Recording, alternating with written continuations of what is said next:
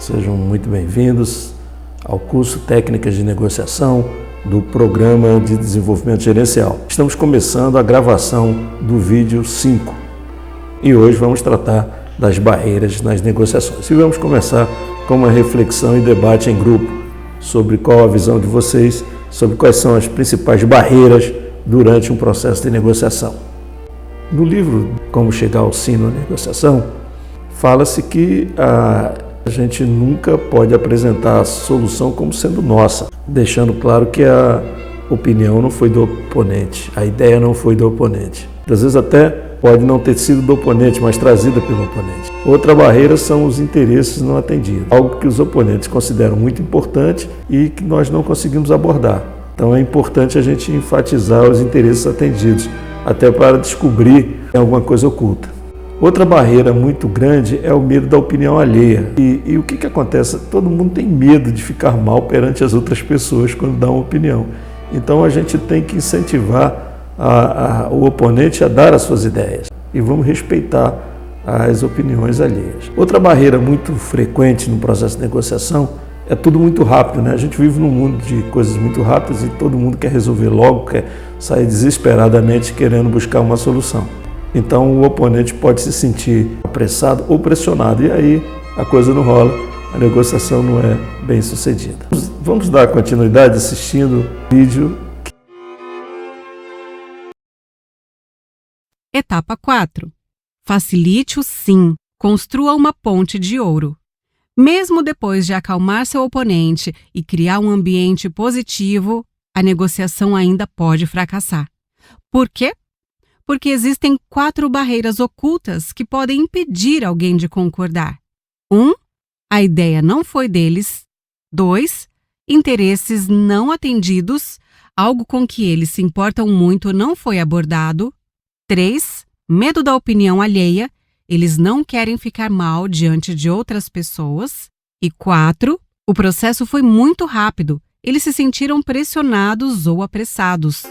Essa talvez seja uma das fases mais difíceis do processo de negociação, né? Quando você sente que não vai chegar ao acordo. No processo de vendas é a objeção, quando há objeção. E a maioria dos vendedores ficam tontos. O processo de negociação também não é diferente. Quando você está num processo de negociação que não tem tantas dificuldades, mas nesse momento começa a perceber que não vai chegar aos objetivos desejados, o terror do desespero começa a aparecer. E aí vamos ver o que diz o livro. Se você ignorar qualquer uma dessas barreiras, elas vão se impor.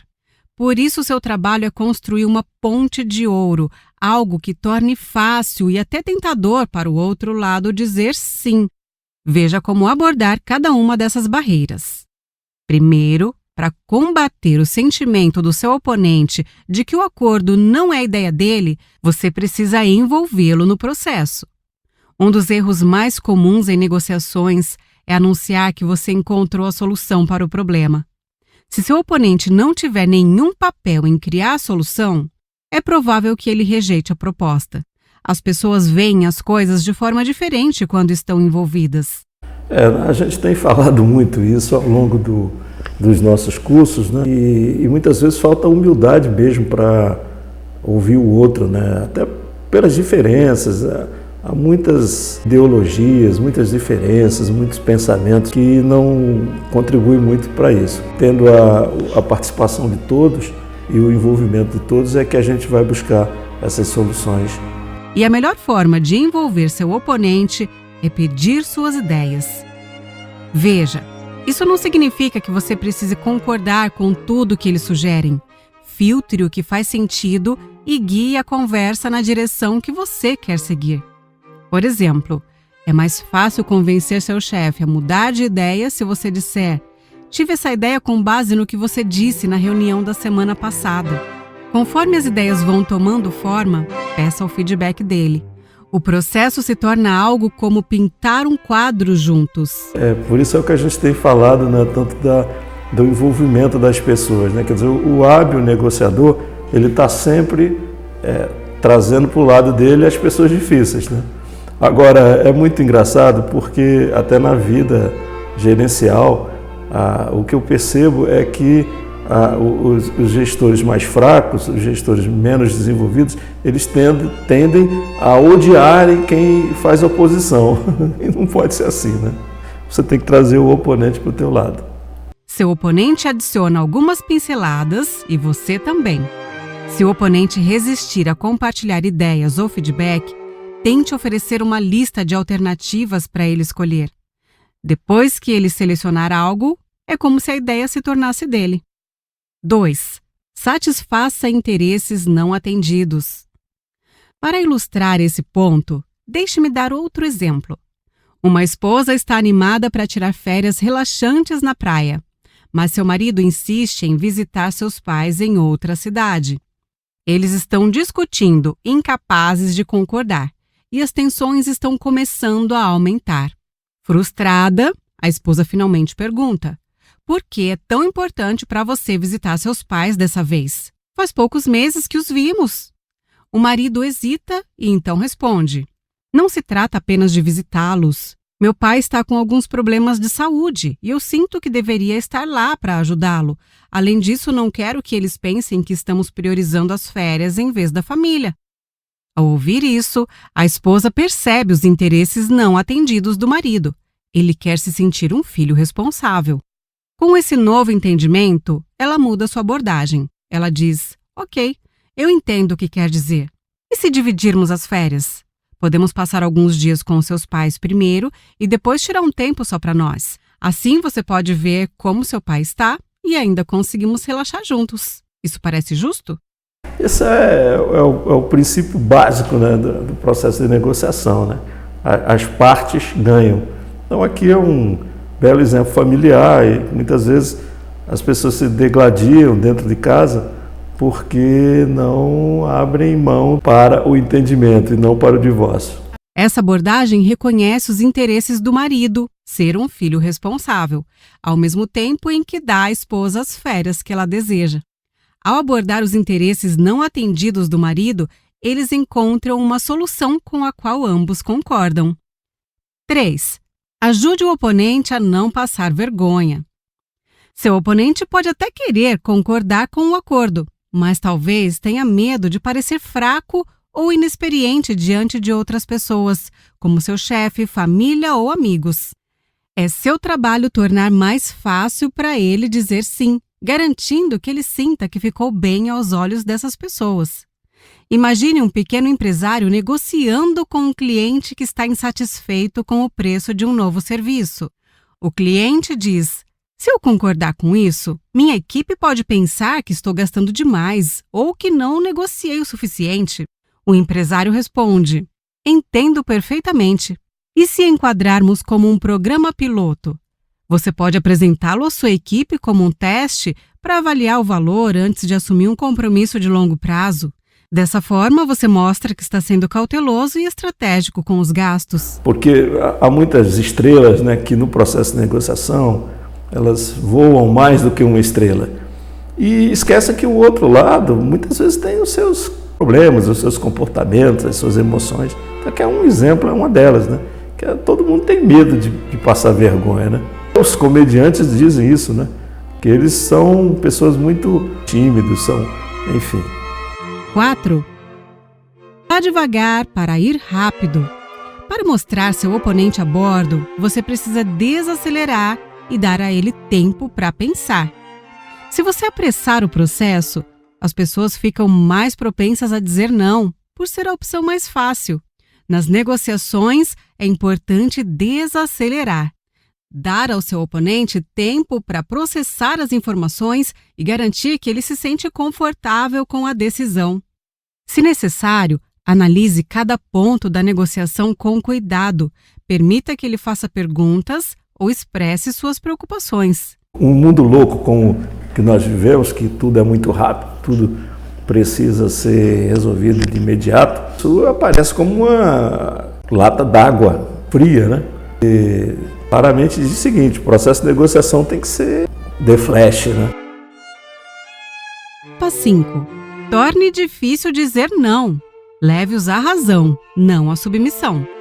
E se mesmo após todo o seu esforço nas etapas anteriores, seu oponente ainda se recusar a concordar?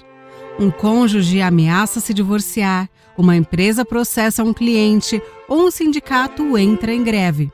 O que você precisa fazer então? Você precisa educar seu oponente. Normalmente, uma recusa acontece porque o oponente acredita que pode vencer. Ele acredita que seu plano B ou BATNA é melhor do que o que você está oferecendo. Ele precisa entender que o cônjuge que ameaça o divórcio pode acabar com uma casa vazia. A empresa que processa pode perder um cliente fiel. E o sindicato que faz greve pode levar a empresa à falência. É seu trabalho ajudar seu oponente a perceber que ele calculou mal o que é melhor para ele. Mas não o force a concordar. Você precisa levá-lo a uma escolha que funcione para vocês dois. Veja como educar seu oponente. Esse momento é decisivo no processo de negociação, porque nós precisamos levar o assunto para a razão. Chegamos a um ponto final em que não houve acordo e você precisa educar o oponente. E como educar o oponente? Usando a razão, fazendo perguntas a ele, se ele está entendendo quais são as perdas que nós vamos ter por não fazer essa negociação. Então esse vídeo mostra de forma brilhante como nós temos que atuar, de forma inteligente. Primeiro, mostre as consequências. Pergunte: o que você acha que vai acontecer se não chegarmos a um acordo? Por exemplo, em 1979, a Chrysler estava à beira da falência e seu presidente, Lee Iacocca, teve que convencer o Congresso a apoiar o empréstimo. Muitos dos legisladores eram contra, pois achavam que o governo não deveria socorrer empresas privadas. Para mudar suas opiniões, Iacocca os lembrou das consequências. Ele disse: ajudaria o país se a Chrysler fechasse e milhares de pessoas perdessem seus empregos da noite para o dia? Seria mesmo bom se esses empregos fossem para outro país? Ele também destacou o custo financeiro, explicando que as demissões custariam ao governo 2,7 bilhões em pagamentos de seguro-desemprego e assistência social. E isso era mais do que o valor do empréstimo. Ao mostrar as consequências, Iacocca convenceu o Congresso a aprovar o empréstimo de 1,5 bilhão. O governo viu que salvar a Chrysler também significava salvar os empregos de seus eleitores. Outra pergunta simples que você pode fazer para educar seu oponente é: o que você vai fazer? O que você vai fazer se não concordarmos? Quanto isso vai te custar? Vai atender às suas necessidades? As pessoas tendem a exagerar seu BATNA. Então, cave um pouco mais fundo para descobrir suas desvantagens. Você poderia levar esse caso ao tribunal, é claro, mas quanto tempo levaria? E quanto às despesas legais? E mesmo se você tiver certeza de que está certo, um júri necessariamente perceberá essa situação da mesma forma que você? Digamos que você ganhou o acordo e fez seu oponente cair em si. Não comemore ainda. Certifique-se de que o outro lado também esteja satisfeito com o resultado. Lembre-se, o objetivo não é derrotar seu oponente, é encontrar uma solução que funcione para os dois lados.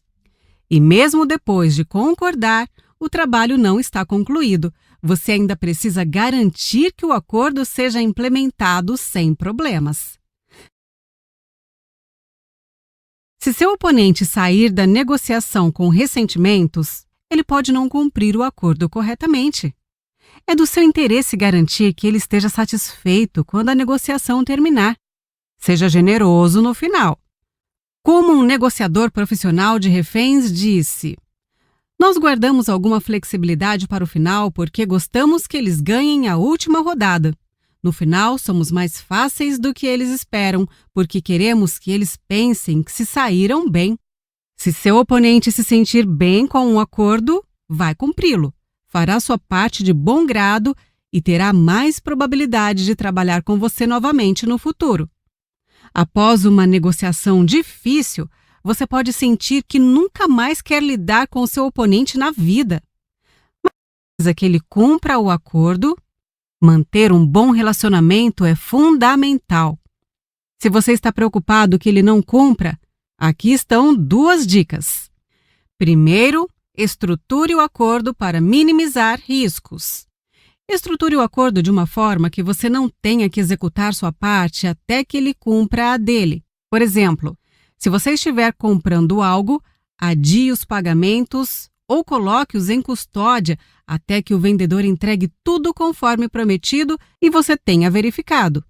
Para se proteger ainda mais, inclua garantias no acordo. Por exemplo, em vez de apenas confiar na promessa de alguém de comprar sua casa ou empresa, peça um depósito não reembolsável. Você também pode dificultar a desistência do seu oponente envolvendo outras pessoas. Obtenha assinaturas de pessoas importantes do lado dele. Convide aqueles que ele valoriza para testemunhar o acordo ou até mesmo o anuncie publicamente. Não deixe que ele pense em suas dúvidas como um ataque pessoal. Se ele disser, confie em mim, diga a ele, claro que confio em você, e explique que é apenas uma prática padrão. A segunda dica é planejar problemas com antecedência. Inclua no acordo o que fazer se uma das partes não cumprir o combinado. Tudo bem, antes de terminar, quero compartilhar uma história com você. Um homem deixou 17 camelos como herança para seus 3 filhos, com as seguintes instruções. O mais velho ficaria com metade, o do meio com 1/3 e o mais novo com 1/9. Mas aqui está o problema. 17 não pode ser dividido por 2, 3 ou 9. Os irmãos discutiram, mas não conseguiram encontrar uma solução. Finalmente, eles decidiram procurar uma velha sábia. Ela sorriu e disse, peguem meu camelo e vejam o que acontece. Agora, eles tinham 18 camelos. O mais velho ficou com metade, 9 camelos. O do meio ficou com 1/3, 6 camelos. E o mais novo ficou com 1/9, 2 camelos. 9 mais 6 mais 2 é igual a 17. Os irmãos receberam sua herança e a mulher sábia recebeu seu camelo de volta. A lição? Negociações podem parecer impossíveis, como dividir 17 camelos. Mas dar um passo para trás, como ir até a sacada, pode ajudar você a ver soluções criativas. E veja nessa história que assistimos, o poder da criatividade na construção, na conclusão das negociações. No vídeo nós vamos começar a falar de forma prática do fluxo do processo de negociação. Desde a etapa inicial até o fechamento de acordo, nós vamos seguir um fluxo. O fluxo é igual a partitura para uma orquestra, para um músico de uma orquestra. O processo documentado, a partitura bem elaborada, o resultado vai ser, por óbvio, atingido com a excelência que nós esperamos. Até o próximo vídeo e um grande abraço.